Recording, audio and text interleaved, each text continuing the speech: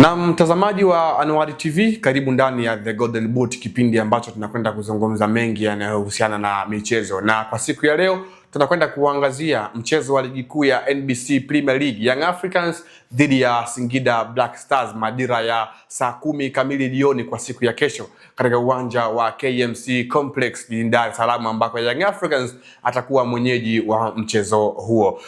Kuelekea mchezo huu tunafahamu kile ambacho kinaendelea kwa Young Africans, lakini pia katika kuelekea mbio za ubingwa wa ligi kuu ya NBC Premier League. Mchezo huu ni mchezo ambao tunakwenda kuangazia katika upande wa kiufundi, namna ambavyo walimu wa timu zote mbili watakwenda kuingia katika mchezo huu. Tukianza na Young Africans ambao wao kimsingi ndio wenyeji katika mchezo wa leo. Ni mchezo ambao mwalimu Abdulhamid Mwalim lazima aingie na heshima na tahadhari kubwa kutokana na kile ambacho kilitokea katika mchezo wa mwisho wa ligi kuu ya NBC Premier League, Young Africans ambako alikwenda kupoteza mchezo huo dhidi ya Dodoma Jiji goli 3-2. Ukiangalia Young Africans katika upande wa kiuchezaji ni kama vile wamekuwa hawana flow nzuri, licha ya kwamba wamekuwa wanapata matokeo. Kwa hiyo Mwalimu Himid inabidi afanye kazi ambayo itakwenda kuipa Young Africans matokeo mazuri katika mchezo wa kesho ambao hautakuwa rahisi kwa timu zote mbili. Ukija kuangalia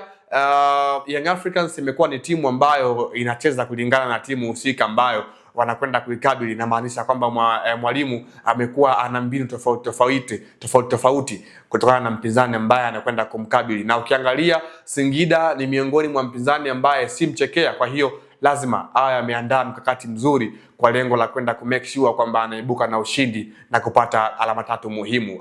Kimsingi mwalimu Abdulhamid Mwalim lazima aingie na mpango ambao kwanza utakuwa na kufanya high pressing, kwa sababu muda mwingi Young Africans atakuwa anajaribu kupush kuanzia juu kwa lengo la kutaka kuwafanya Singida Black Stars wapoteze ule utulivu wao ambao pengine utakuwa una faida kwa upande wao. Nategemea kuweza kumuona mtu kama Prince Dube ambaye amekuwa na mchango mkubwa kwenye kikosi cha Young Africans, licha ya kwamba mchezo wake wa mwisho wa ligi kuu hakuwa na mechi bora. Magoli ambayo alikosa ilikuwa ni situation ambayo kila mchezaji mara kadhaa imekuwa inamtokea, na ni tukio ambalo mashabiki wa Young Africans inabidi walisahau kwa maana limeshapita. Lakini Pacome Zouzoua ni miongoni mwa washambuliaji ambao wamekuwa wanaipa Young Africans ile rhythm nzuri ya kushambulia, kwa maana katika mpango mkakati wa mwalimu mara kadhaa pia amekuwa anahusika kutokana na uwezo mzuri wa kukaa na mpira mguuni. Eneo lingine kwa Young Africans ambao bora wao mkubwa ndio ambao wanapatikana katika eneo la katikati mwa uwanja, ambako hapa tutamuona mtu kama vile Duke Ogabuya ambaye huyu mara kadhaa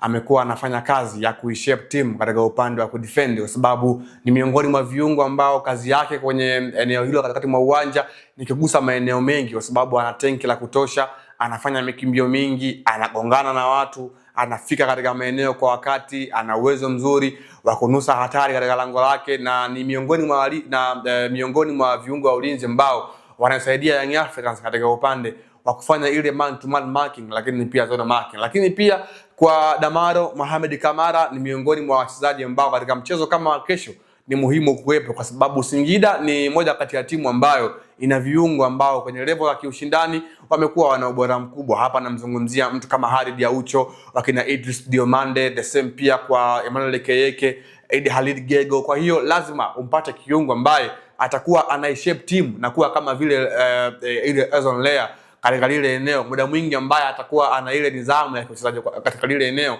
na kuifanya timu iwe na balance, na kina Ibrahim Baka, aidha Mwamnyeto ama Asinki watakuwa hawafikiwi kwa ukaribu mkubwa kwa sababu ya uwepo wa mtu kama vile Mohamed Kamara. Bado Young Africans, Shedrack Boka pamoja na Islam Mwenda ama Yao kwa Siatola ni miongoni mwa wachezaji ambao katika upande wa kati timu inakwenda kufanya transition, wao muda mwingi utawakuta tayari wameshavuka mstari wa timu yao na kuwa katika mstari wa timu pinzani, kitu ambacho kinaifanya Young Africans iongeze ile numerical advantage na kuipatia faida. Kwa hiyo mwalimu Abdulhamid Mwalim lazima aingie na mkakati mama kwa lengo la kwenda kuikabili Singida ambayo imeonekana kuwa na ubora mkubwa, kwa sababu Yanga lazima wawe na nidhamu katika upande wa kiuchezaji, lakini pia katika upande wa falsafa ya mwalimu, the way ambavyo game approach yake itakwenda kufanya kazi. Lakini kwa upande wa Singida Black Stars ambao hawa kimsingi ni wageni katika mchezo wa kesho, ni moja kati ya timu ambayo imekuwa ina mwenendo mzuri, licha ya kwamba wamekuwa wana zile ups and downs, leo matokeo, kesho sare, kesho kupoteza,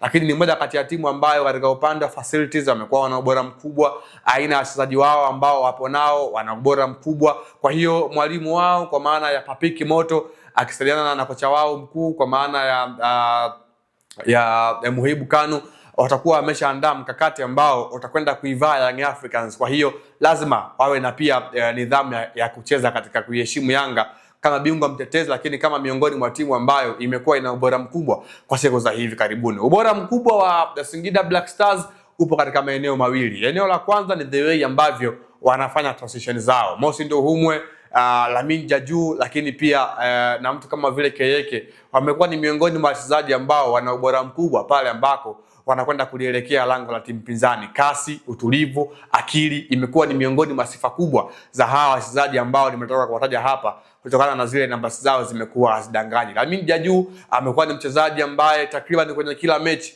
amekuwa na ubora mkubwa wa kufunga goli ambalo limekuwa linaipatia Singida alama muhimu katika kuelekea kile ambacho wako nacho. Lakini pia katika upande mwingine ni upande wa katikati mwa uwanja. Singida ni miongoni mwa timu ambazo kama nilivyozungumza awali wana ubora mkubwa katikati mwa uwanja. Ali Diaucho ni miongoni mwa wachezaji ambao wana sanaa kubwa ya kiuchezaji, ana sanaa ya kiuongozi, ni mchezaji ambaye ana utulivu mkubwa, ana uwezo mzuri wa kupiga pasi, area balls anazipiga kwa ufasaha mkubwa, kitu ambacho Young Africans inabidi wakiangalie kwa uwanda mpana kutokana na ubora wake ambao amekuwa nao. Lakini pia katika eneo la walinzi wa pembeni, hapa namzungumzia Ibrahim Imoro. Mara kadhaa amekuwa na ubora mkubwa, sio tu kwenye kuassist lakini pia kwenye kufunga. Ni miongoni mwa walinzi wa kushoto ambao wamechangia pakubwa katika magoli ambayo Singida msimu huu wamekuwa wanafunga. Uwezo wake mzuri wa kukimbia katika maeneo, anakimbia katika ranks, anakimbia katika half spaces, kitu ambacho kitakuwa kinawafanya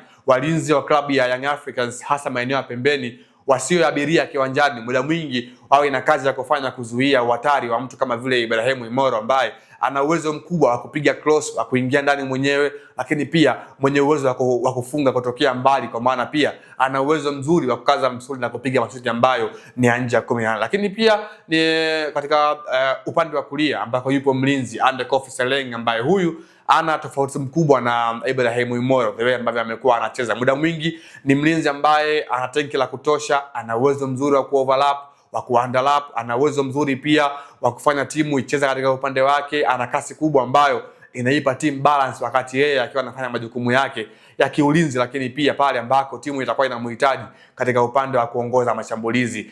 Ande Kofi Seleng ni miongoni mwa wachezaji ambao mwalimu Papiki Kimoto amekuwa anamtumia kama mkakati mkubwa, aidha kwenye kupiga cross, kuingia ndani, kwenye kufanya mikimbio ambayo itakuwa inampa nafasi aidha Mosi Ndohumwe ama Lamin Jaju au hata sometimes Ayubu Rianga waweze kuingia ndani, kitu ambacho kinakuwa kinaipa faida Singida Black Stars katika upande wa numerical advantage pale ambako crosses zitakuwa zinasubiriwa kama rebounds waweze kufunga. Kwa hiyo ni mchezo ambao ukiachilia mbali maneno ambayo watu wengi wamekuwa wanazungumza kwamba Singida mara kadhaa amekuwa ni timu ambayo mbele ya Young Africans afurukuti, lakini ni moja kati ya mchezo ambao tunakwenda kuutegemea kuwa mgumu kwa timu zote mbili kutokana na kile ambacho wanakitegemea katika kuelekea mwishoni mwa msimu huu. Young Africans ubingwa ndio kitu ambacho wanakitegemea. Singida Black Stars nafasi aliyopo, nafasi ya 4, point 38 ni sehemu ambayo lazima make sure kwamba mchezo wa kesho anaibuka na ushindi ama anapata alama yoyote kwa lengo la kumkimbia TRA ambaye jana